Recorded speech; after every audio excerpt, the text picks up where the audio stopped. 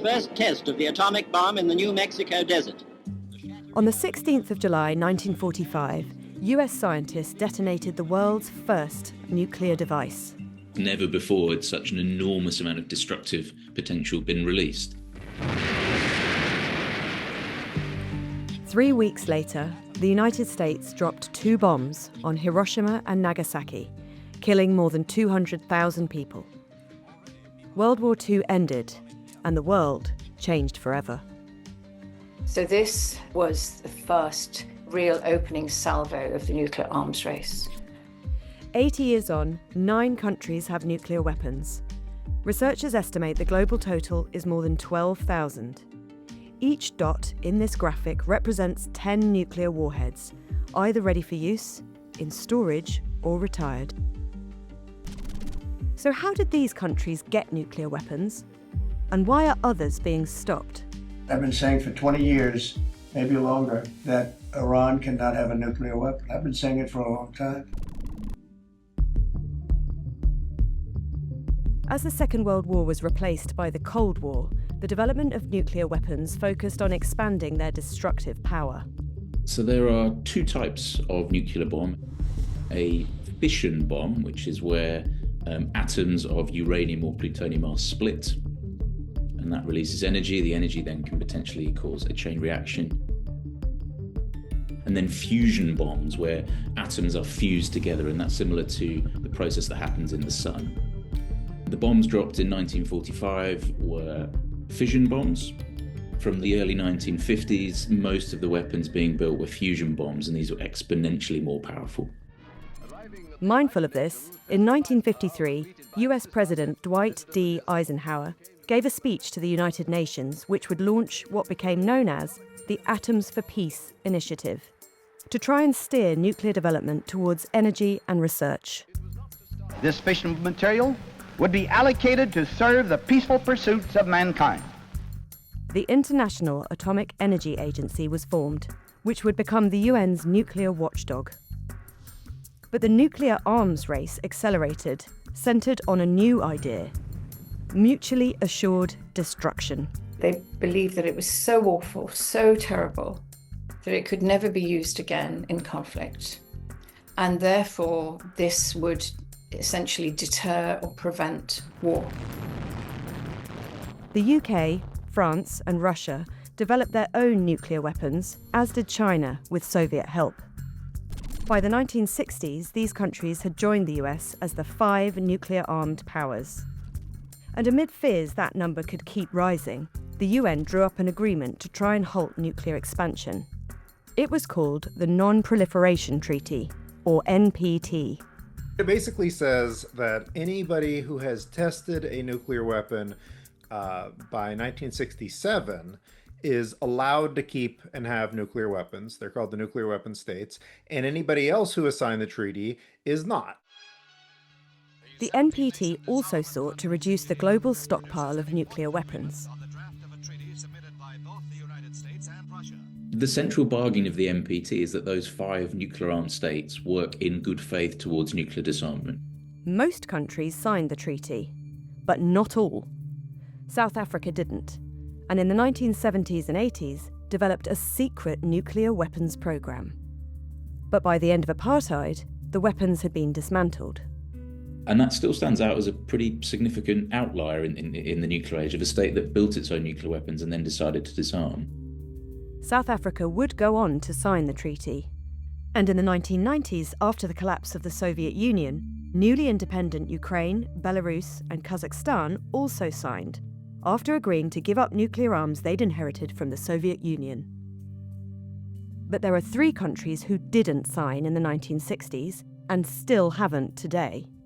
And that means UN inspectors do not have the power to check their nuclear facilities. Israel, India, and Pakistan never joined the Non-Proliferation Treaty. So they stayed outside the treaty, and they have therefore kept, if you like, a legal loophole to allow them to develop nuclear weapons.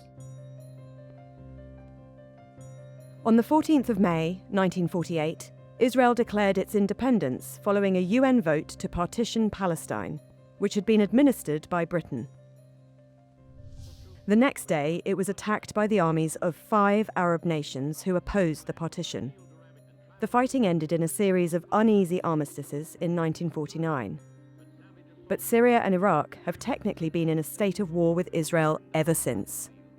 Many of its neighbours felt that Israel should never have been formed and have continued to think that. So Israel's been in this constant state of hypervigilance, and it's been at war with its neighbours on many occasions.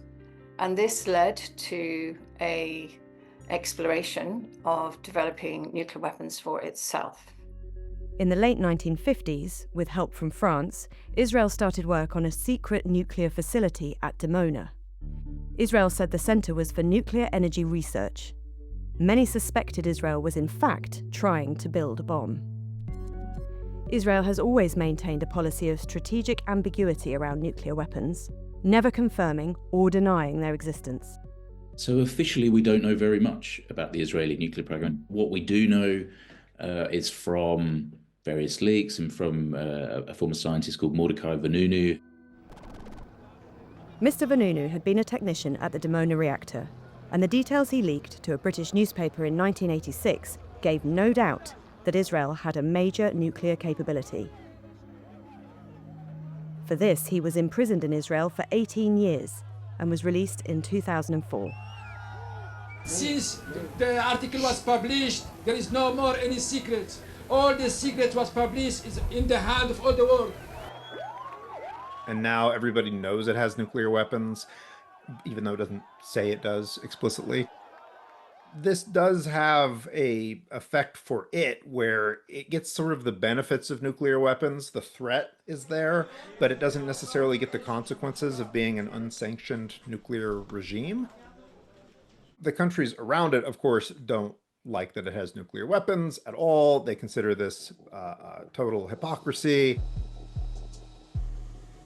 Israel has acted militarily to prevent regional rivals from acquiring their own nuclear capabilities. It bombed suspected nuclear sites in Iraq in 1981 and Syria in 2007, and targeted Iranian nuclear facilities in 2025. India and Pakistan, who, like Israel, have never signed the Non-Proliferation Treaty, also hold nuclear weapons. Both set up nuclear energy programs in the late 1950s and benefited from President Eisenhower's Atoms for Peace initiative. In the case of India, the United States provided nuclear materials and Canada a reactor. Then, in 1962, India fought a brief war with its neighbour China. In the case of India, then, they saw China as a major problem in terms of the way in which they saw their security. In 1974, after secretly enriching plutonium, India tested an atomic device. India conducted this so-called peaceful nuclear explosion. We are firmly committed only to the peaceful uses of atomic energy. To all intents and purposes, it's the same as a weapons test. But India made the point at the time saying this is not to be weaponized.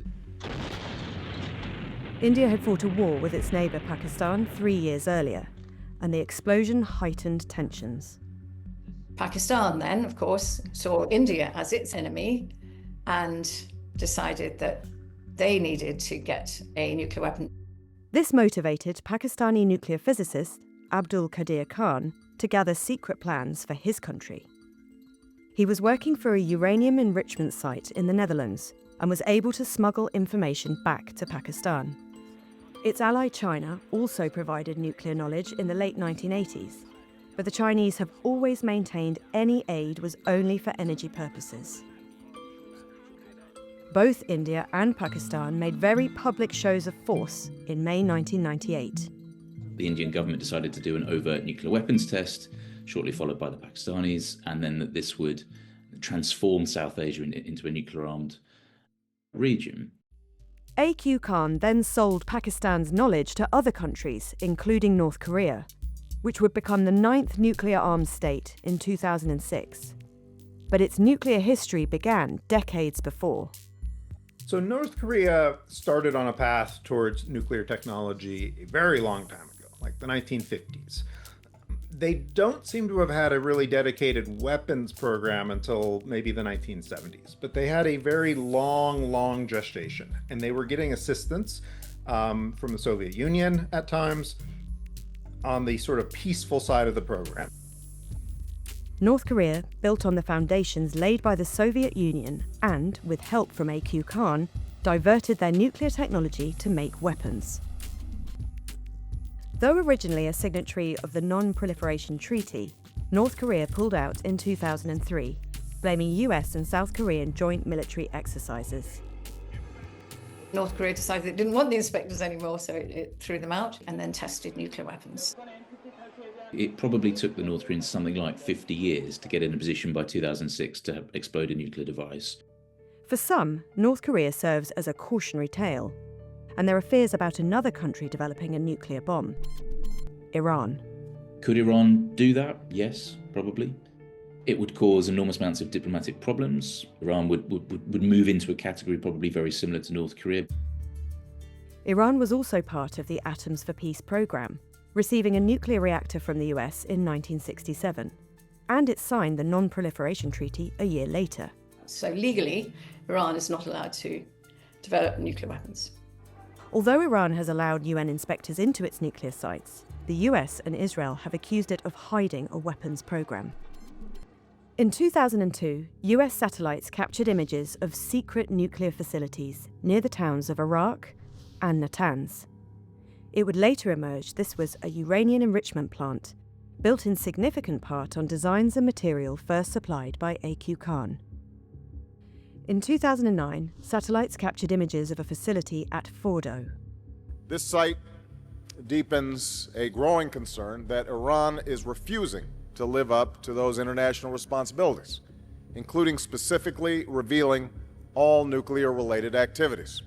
But the size and configuration of this facility is inconsistent with a peaceful program. Iran has always maintained that it has never sought to develop a nuclear weapon. As far as we know, Iran hasn't built a bomb, maybe hasn't even made the decision to build a bomb. Technically or technologically, there's no real reason why they can't do that. In June 2025, UN nuclear inspectors said Iran had breached its obligations under the Non-Proliferation Treaty. The next day, Israel launched a series of strikes on Iran, and the US later hit Iran's nuclear facilities. Our objective was the destruction of Iran's nuclear enrichment capacity and a stop to the nuclear threat. There are also concerns about what could happen beyond Iran. What we may see in the Middle East is a knock-on effect or domino effect whereby Iran's neighbors, not only Israel, if they see Iran developing nuclear weapons, may develop a capability themselves. The two central principles of the Non-Proliferation Treaty, enacted 55 years ago, were to stop the spread of nuclear weapons beyond the 5 legally recognized nuclear states, and to disarm. Both are being tested. Clearly, the commitment to disarmament has not been realised. Those 5 nuclear-armed states point to the fact that stockpiles have been reduced enormously. The non-nuclear-armed states point to the fact that all of those 5 are modernising and in some cases expanding nuclear arsenals. Weeks after the US and Israeli strikes, Iran suspended cooperation with the UN's nuclear watchdog, shutting out inspectors from verifying Iran's obligations under the Non-Proliferation Treaty. So the NPT remains a real figurehead of the nuclear order, incredibly successful in so many ways, but as of today is under strain.